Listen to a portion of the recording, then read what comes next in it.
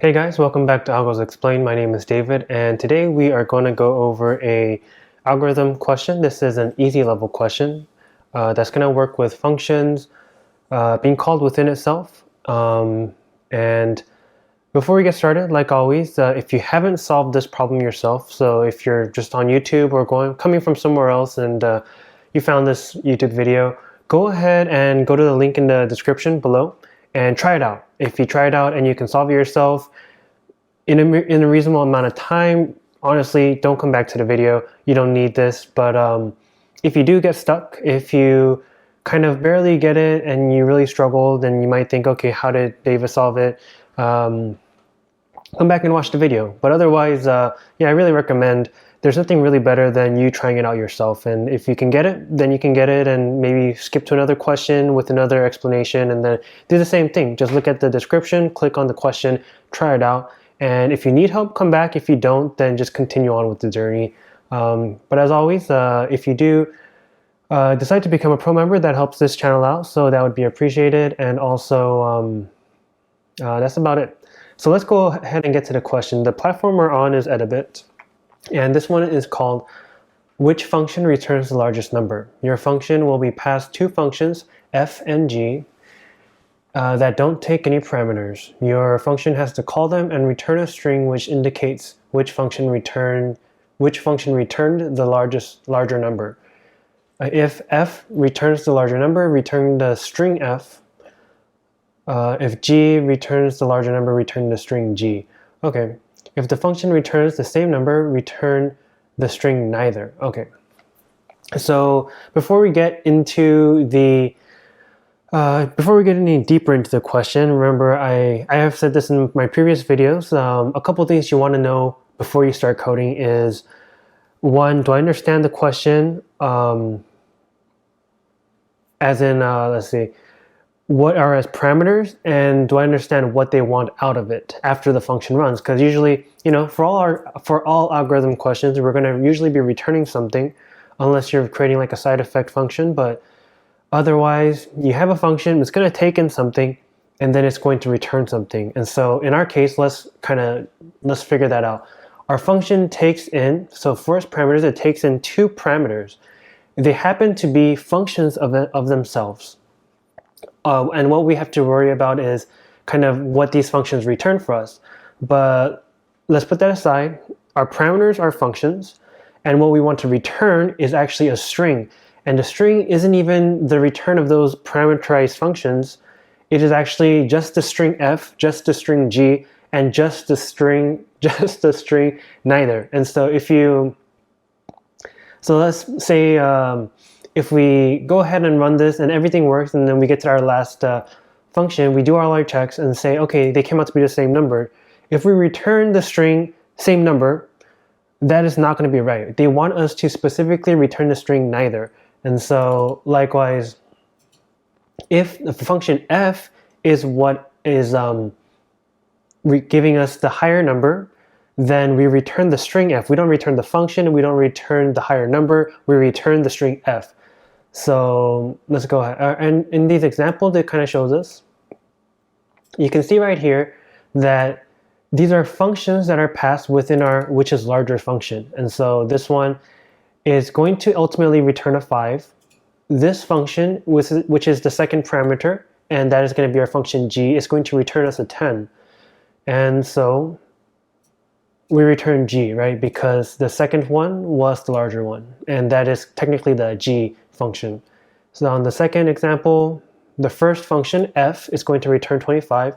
The second function g is going to return 25, and so we return the string neither. The first one in our last example is going to return this large number, 505,050, and the function g is going to return 5,050. So which one was the larger one? F was. That is going to be what we return. All right, let's read the notes. This exercise is designed as an introduction to higher order functions which use other functions to do their work. Okay, cool. That is just a tidbit. It doesn't really help us solve the question, but is good to know So again, before we get into the code, our function accepts two functions. Those two functions are going to be kind of functions that actually don't take parameters for themselves. They directly return a number. And functions like that do exist. Most of these questions that we solve on Edabit are definitely going to be receiving parameters, but this f and g function do not have a parameter. And so our function, which is called which is larger, is going to take in two functions as their parameters, as its parameter. And those functions are going to return two numbers, or one number each. So we're going to get two numbers to compare. And from those two numbers, we just got to see which one of these are larger. If the first one is larger, we return f. If the second one is larger, we return g. If they're the same, we return neither. And so, if you were to have been in an interview situation, you can ask the interviewer things like, okay, are we always guaranteed to have a function? Or well, kind of just ask about inputs first. Are we always going to get a function? Is there a chance where function f returns a number but function g returns null? Something like that. Also, in JavaScript, I believe it doesn't matter too much, but always ask, will these functions always be returning a num? Like, what if function f returns 5 but function g returns 10, but like it's the string 1, 0, 10, versus numerical 10. Questions like that, always questioning the inputs. Usually they're going to just say, yeah, don't worry about it. Good thinking. Glad you are considering those possibilities, because in the real world, honestly, that is kind of what is mostly when you create functions and the parameters are wrong, that's kind of what throws some compile errors or bugs later on. But in an interview situation, it's good to show that you are aware of those situations or those possibilities. And if they say, yeah, that can happen, just create a quick if statement at the beginning of the function, and that'll be good to go. But without further ado, let's go ahead and get into this code. I think the first thing that we want to do is, so if we see here, which is larger is our function name, and f and g is going to be the two functions that we have. And so since they want us to know the value of f and g, we have to see, okay, let's see what happens if we just do this. And so let's go to the test real quick. And it's kind of just like our examples. 5 and 10 will return g because the second one was larger. I don't like these colors. In the second example, 10f, let's go into the console. Let's see, we returned f and we got function, and that's because we returned f. We didn't even call it.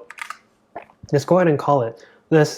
When we call it, we're expecting this to give us a number, and that is kind of one number that we would have compared calling of f function to calling of g function to.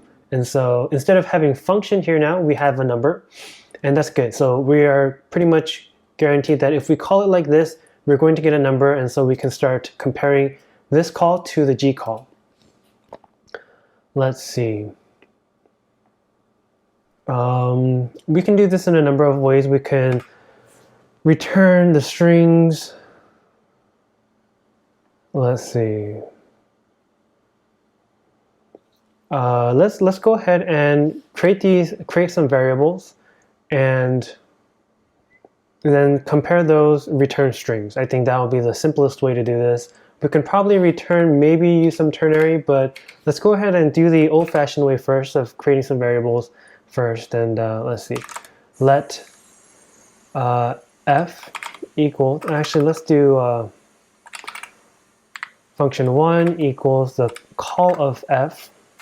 Let's do let the call of function 2, which is g, equals function 2, and some simple if statements. If 1 is greater than 2, we would want to return f, the string f,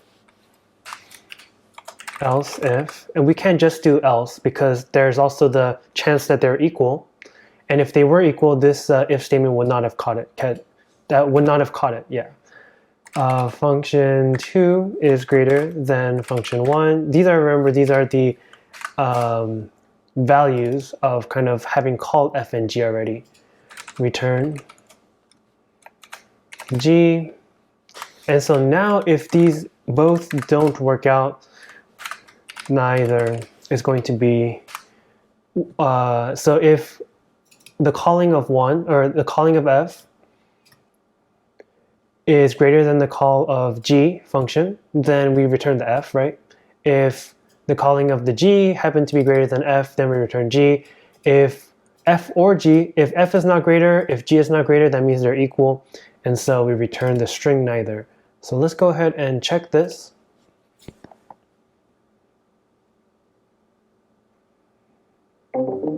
Oh look, we got it wrong. 2 of them failed. Neither got undefined. Okay, cool. So our third and fourth test failed. Let's go ahead and check out why. Third and fourth. 1, 2, 3. So this one is the first one that failed, which is larger.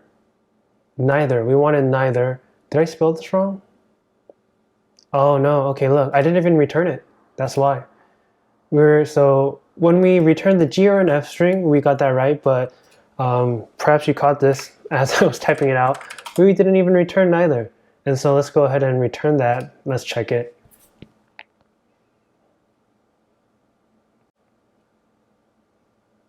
Should work out for us. All right, there we go.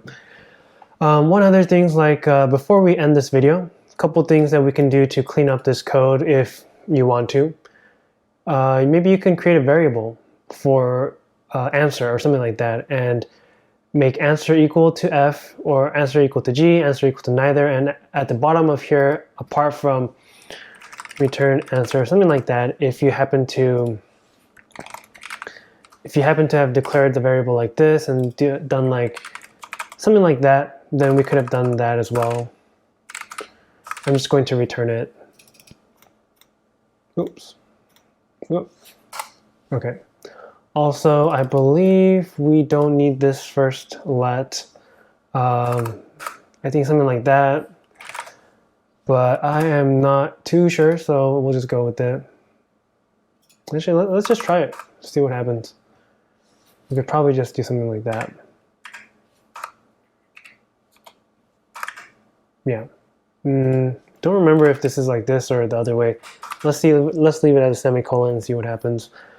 But I believe this should be good for us. If we wanted to turn it into a ternary, let's see.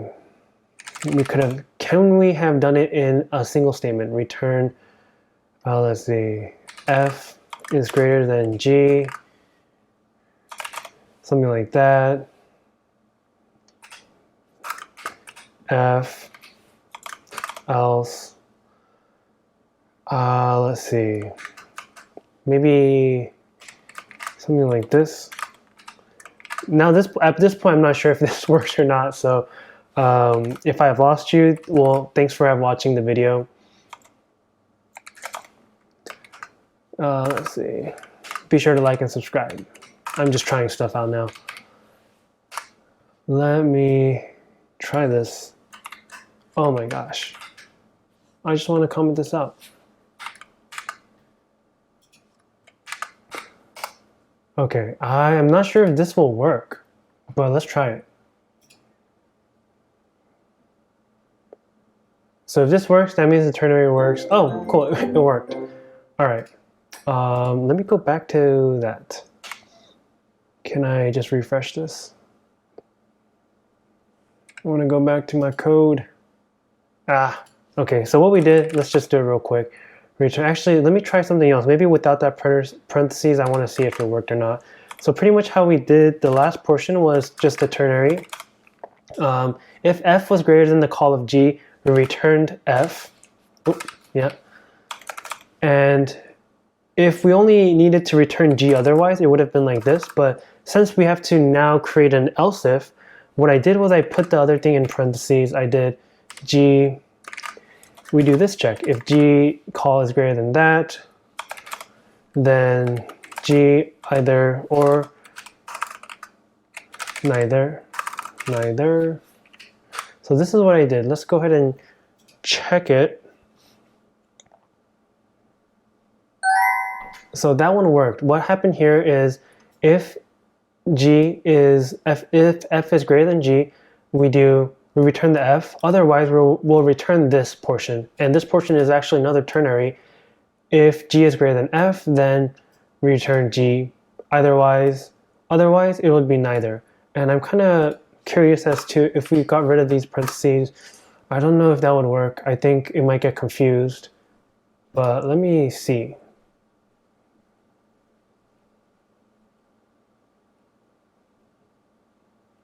Maybe the compiler is smarter than I am giving it credit for.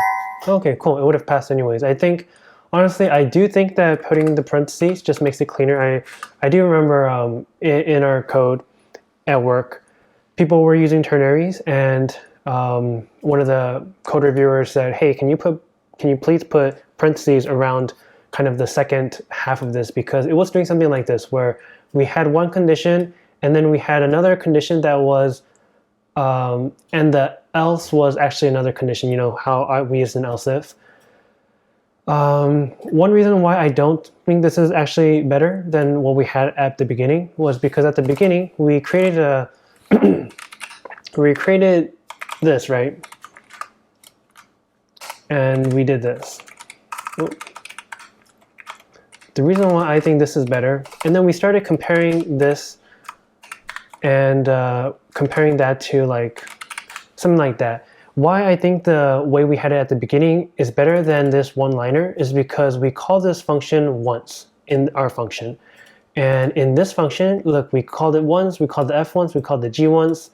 If it didn't end up being f, we would have to call the g and the f again. And so that just duplicates things. Anytime it's either a g or a neither, we had to end up calling g and f twice. We could do this. And instead of calling f and g, we can do that, right? Every time we would have called f. This, I would say, okay, this is better. But just calling the f and g multiple times, I do not support that. I would actually probably comment about that. If someone had code like that at work, I would probably say, hey, can you break it up into variables and use the variables, because calling functions, it costs a lot. And I particularly work in cost savings area of work. And so, you know, if there are places where we can optimize things like not recalling functions over and over again, I would definitely ask people to do that. So if you wanted to use a ternary, this is how I would do it. I would not do it the way it is in line 2 because we called it here, we called it here. We could have saved it like we are over here, but then if it's not an F, we call it again, and I don't think that's ideal. Let's go ahead and remove that. All right, so this should work the same way. We pretty much saved the return value of this, and we are returning it here. So this video went kind of long. I apologize for that, but I hope that you enjoyed it. I hope that the second half, you know, after we already got the solution, brought you some value. And if it did, please consider liking the video, comment and subscribe to the video, or subscribe to my channel. And go ahead and, yeah, I'll catch you in the next one. I'm just gonna click continue, see what happens here. Okay, it just goes to the next one. Well, thanks. Catch you later. Bye.